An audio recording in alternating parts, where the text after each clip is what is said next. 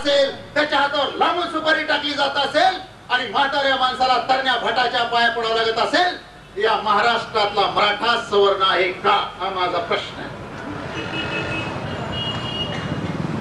मग काय दलित आहेत का? दलित मला तर दलित, आम्हाला दलित मानायला तयार नाही, सवर्ण मला तर भट म्हणजे चल पोत्यावर बस. मग इधर ना उधर बीच में तर आमची अवस्था. आणि स्वतःला छत्रपतीचं ग्रेट म्हणणारी माणसं पोत्यावर बसल्यावर काय विचार करत नाहीत. सांगलीमध्ये हा अनुभव येत नसेल, कदाचित सांगलीच्या परिसरामध्ये अनुभव येत नसेल, तुम्हाला जर कोणाला अनुभव घ्यायचा असेल तर माझं जाहीर तुम्हाला निमंत्रण आहे, बीड जिल्ह्यात या. आजही जर बीड जिल्ह्यामध्ये खेड्यात जर भटाच्या घरी गेला नाही, जर तुम्हाला पोत्यावर बसावं लागलं तर मराठा सेवा संघाचं काम पाहिजे माझं, ही वस्तुस्थिती आहे. आणि म्हणून माझ्या दलित बांधवांना माहित असतो मी, तुम्ही माझ्या रॅट्रेसिटी करूच शकत नाही. तुम्ही कसं काय, तुम्ही दलित आणि आम्ही दलित, जर आम्ही स्टँडर्ड दलित, एवढाच फरक आहे. तुमच्या हातामध्ये लोखंडाच्या बेड्या ठोकलेल्या होत्या, आमच्या हातामध्ये आजही सोन्याच्या बेड्या ठोकलेल्या. आम्ही म्हणतो आमच्या हातात सोन्याच्या बेड्या. अरे बीडी बीडीच असती, ती लोखंडी असो ती सोन्याची असो. या बेड्या तोडण्याचं काम,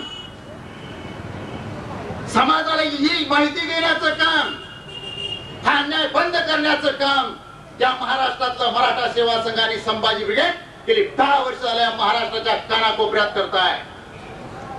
आणि म्हणून आम्ही बाबासाहेब आंबेडकरांवर अतिशय तळमळीनं बोलतो.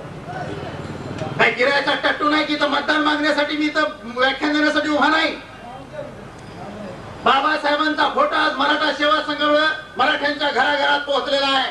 बाबासाहेबांचं समग्र वाङ्मय पळून पेलेले आम्ही माणसं आहेत आणि बाबासाहेबाला महामानव, आमचा मानव, आमच्या घरातला मानव समजणारे आम्ही माणसं आहेत. कारण आम्ही सुद्धा दलित आहोत, दीन आहोत याची जाणीव समाजाला करून देण्याचा प्रयत्न करीत आहोत. म्हणून आम्ही तो बोलण्यासाठी उभा आहे.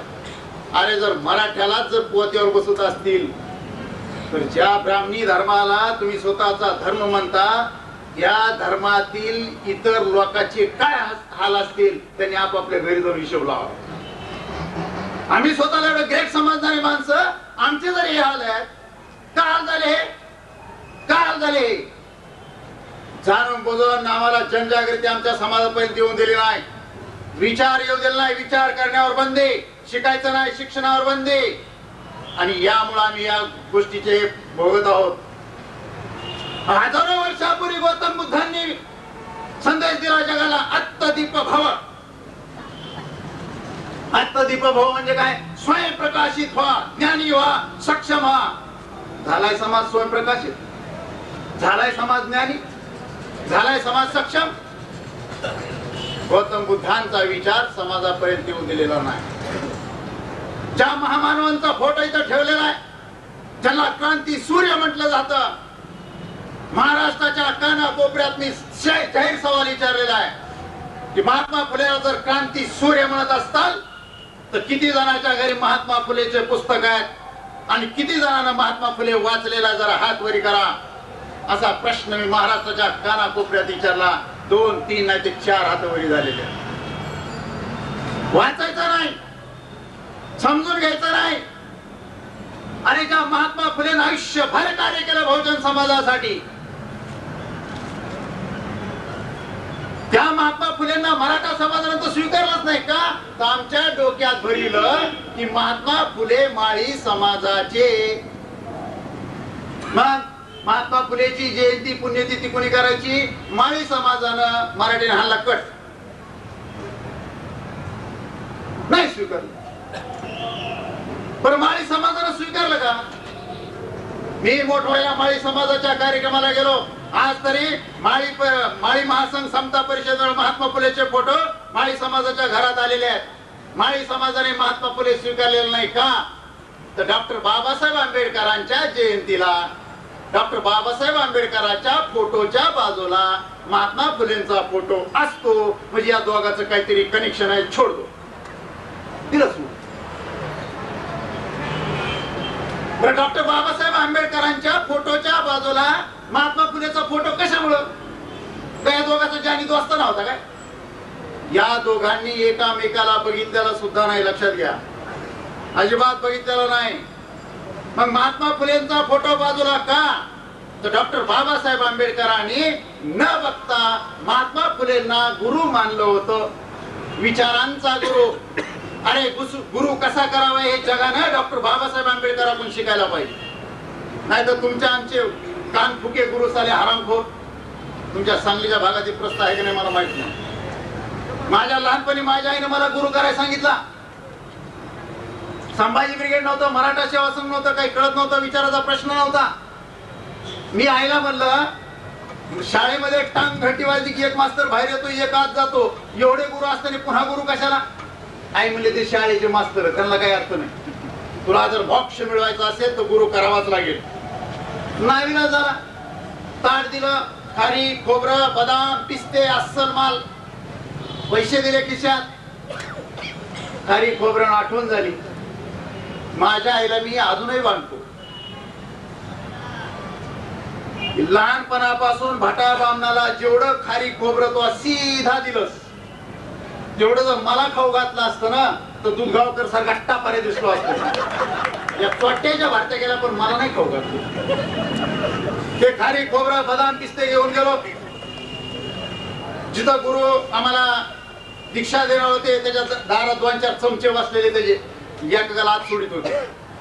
माझा नंबर लागला, गेलो आतमध्ये, भलं 1.5 क्विंटलचं जनावर आतमध्ये बसलेलं. खारी खोबरं बदाम पिस्ते चट त्याच्या मड्यावर घातलं, पैसे घातले, साष्टांग दंडवत घातला. आणि त्या गुरुने मला एक मंत्र देऊन मला कोणाला सांगायचं नाही, बाहेर आलो. माझ्या काही मित्रांना त्या दिवशी त्यालाच गुरु केलं, तेही मंत्र घेऊन बाहेर आले. मी मित्रांना विचारलं तुझ्या गुरुनं तुम्हाला काय संदेश दिला, मंत्र दिला? ते म्हणले आम्ही सांगणार नाही, पाप लागतो. बघा पाप आणि पुण्याची खेळ. म्हणलं मी सांगतो. नको नको तू सुद्धा सांगू नको, तुला पाप लागेल. मला लागू दे. माझा गुरु मला म्हणला ओम सोम. माझे मित्र म्हणले आम्हालाही ओम सोमच म्हणलाय राव. मग सगळ्याला जर ओम सोम म्हणला होता तर चोट्या तू एकाला का बोलिलं? कारण या हरामखोराला ओम सोम शिवाय दुसरं काही येतच नव्हतं. मंत्र दिला कधीतरी वर्षाला एकदा येणार, आमचा दक्षिणा उपटिणार, कल्याण असो निघाला बाई.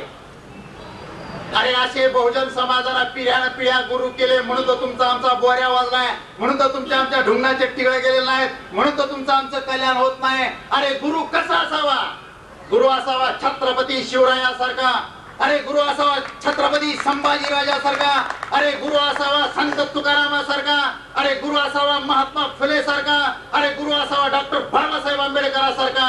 अरे हे जर गुरु केले, हे विचारांचे गुरु ज्या दिवशी समाज आमचा करायला लागेल, बहुजन समाज, समजायचा आमच्या प्रगतीचे चिन्ह दिसायला लागले. आणि समाज आज याला गुरु मानतोय. अहो महात्मा फुलेंचा विचार तुमच्या आमच्याकडून काल नाही. पुन्हा एक ओम सांगतो तुम्हाला. तुमच्या आमच्या विचारांची काही माणसं पेटली, सरकारपाशी जाऊन बोंबलली. सरकारने एक टापऱ्या पुस्तक छापलं, समग्र वाङ्मय, 20-30 रुपये किंमत. महात्मा फुले की सांगली जिल्ह्यातल्या शेवटच्या वाडीत तांड्याच्या झोपडीपट्टीपर्यंत महात्मा फुलेचं पुस्तक सहज घेता आलं पाहिजे. या महाराष्ट्रातल्या भटा बामणांनी 80% पुस्तकं विकत घेतली. तुम्हाला आई काय टीका करायची गोष्ट आहे का? विकत घेतले आणि जाळून टाकले. महात्मा फुले जर बहुजनाच्या घरात जर पुस्तक शिरला आणि तो जर तो वाचून काढला महात्मा फुले, हा समाज पेटून उठणार आहे याची त्यांना जाणीव आहे. म्हणून महात्मा फुलेचे पुस्तकात जाळले. बांधवांनो, तुम्हाला मी विनंती करणार आहे, तुमच्या जीवनामध्ये महात्मा फुलेचं एक तरी पुस्तक वाचा, तरच तुम्हाला खरा महात्मा फुले समजणार आहेत आणि त्याशिवाय तुम्ही पेटून उठणार नाही. अहो आमच्या भागात तुम्ही मराठवाड्यातला आहे.